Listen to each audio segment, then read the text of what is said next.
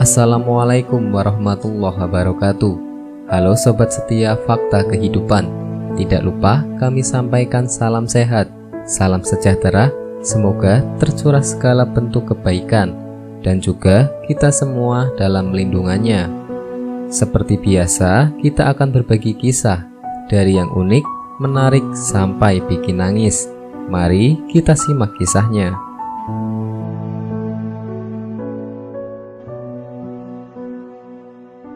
Lakukan amalan ini untuk menyelamatkan orang tua dari siksa atau azab kubur. Kehilangan orang tua menjadi salah satu hal yang paling menyedihkan yang akan dirasakan oleh sanak saudara. Akan tetapi, jika anak benar-benar sayang kepada orang tuanya, ada baiknya untuk melakukan berbagai perbuatan baik dan amalan agar sang orang tua terhindar dari siksa kubur. Dalam hal ini, seorang pendakwah Islami, Ustadz Abdul Somad mengajarkan beberapa amalan serta cara agar orang tua yang meninggal dunia selamat dari azab dan siksa kubur. Tidak hanya mampu menyelamatkan orang tua dari azab atau siksa kubur, amalan ini juga dapat menyelamatkan diri sendiri. Dalam hal ini, setidaknya ada 6 amalan, yang mana salah satunya adalah membaca Al-Quran dan doa. Hal ini dijelaskan secara terperinci oleh Ustadz Abdul Somad melalui kanal YouTube Taman Surga Net yang diunggah pada 14 Mei 2020. Amalan pertama yang dapat menyelamatkan orang tua yang telah meninggal dunia dari siksa atau azab kubur adalah doa. Sebaiknya setelah selesai sholat sunnah maupun wajib, hendaknya membaca doa pendek. Allahumma firli wali walidaya warhamhumma kama rabbayani shaghira. Allahumma firlaha warhamha wa'fu anha. Namun doa juga dapat dilakukan dengan menggunakan bahasa Indonesia. Dalam hal ini, berikut doa yang diajarkan oleh Ustadz Abdul Somad. Ya Allah, jauhkanlah aku dari neraka jahanam. Berikan dia kebaikan. Jadikan kuburannya salah satu dari taman surgamu. Jangan jadikan satu lubang nerakamu. Berikan dia ketenangan. Ya Allah, ampunkanlah segala khilaf semua dosanya. Tutur Ustadz Abdul Somad.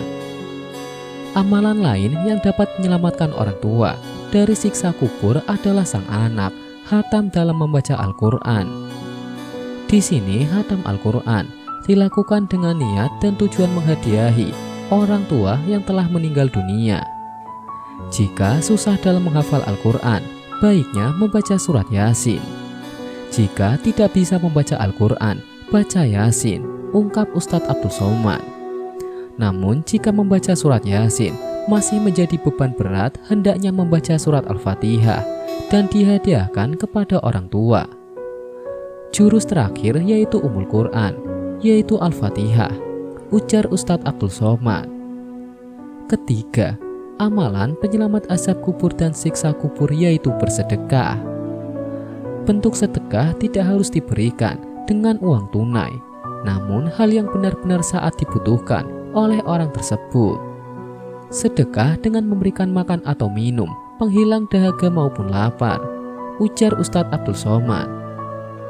Salah satu amalan dengan berjuta manfaat adalah bersedekah, di mana amalan ini tidak hanya membuat seseorang terbebas dari siksa atau azab kubur, tetapi juga mendapatkan cukup banyak pahala. Amalan selanjutnya adalah kurban. Menurut Ustadz Abdul Somad, amalan ini dapat dilakukan jika seseorang mengalami kelebihan rezeki. Dan amalan penyelamat dari azab dari siksa kubur yang terakhir adalah puasa. Siapa yang mati dan memiliki hutang puasa, maka ahli waris melaksanakan untuknya, jelas Ustadz Abdul Somad. Insya Allah, jika mengerjakan salah satu amalan dari amalan ini agar orang tua selamat dari azab atau siksa kubur. Ada juga inilah kondisi mayit ketika disiarahi. Ziarah kubur menjadi salah satu cara melepas kerinduan antara orang yang masih hidup dengan seseorang yang sudah meninggal.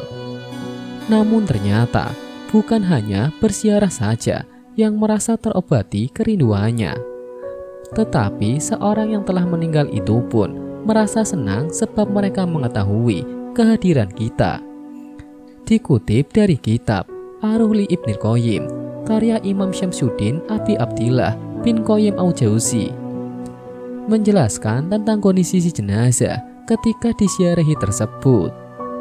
Ibnu Abdil Bar dari Rasulullah SAW berkata, seorang muslim yang lewat pada kuburan saudaranya yang dikenal dikala hidupnya di dunia, kemudian memberi salam kepadanya, maka Allah mengembalikan salam itu kepadanya sehingga ruhnya yang membalas salam itu.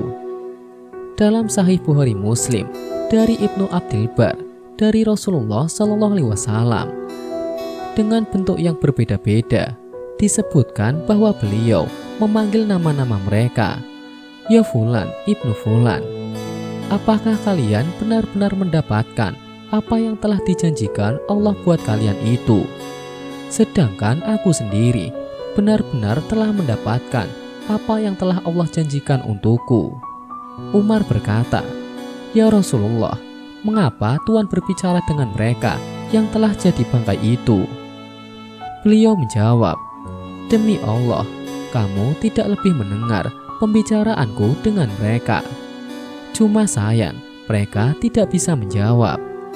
Dari Rasulullah SAW bersabda bahwa mayit mendengar bunyi sandal pengantarnya setelah mereka kembali pulang. Oleh karena itu, beliau mensyaratkan agar setiap mukmin yang melewati kuburan memberi salam, keselamatan bagimu wahai ahli kubur, dari orang-orang mukmin dan mukminat, muslim dan muslimat. Insya Allah, aku akan mengikuti jejakmu dan bertemu juga denganmu. Aku memohon ampunan untukku dan untuk kalian kepada Allah Subhanahu wa Ta'ala.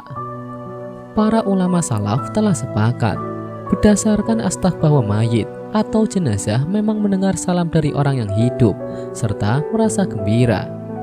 Karenanya, dalam kitab Al-Qubur, bab Mifaratul Matabisyari Al-Syiah, Abu Bakar Abdillah bin Muhammad bin Ubay bin Abi Dunya berkata berbicara kepada kami Muhammad bin Auf dari Yahya bin Yaman dari Abdillah bin Sa'man bin Zaid bin Aslam dari Aisyah radhiyallahu an.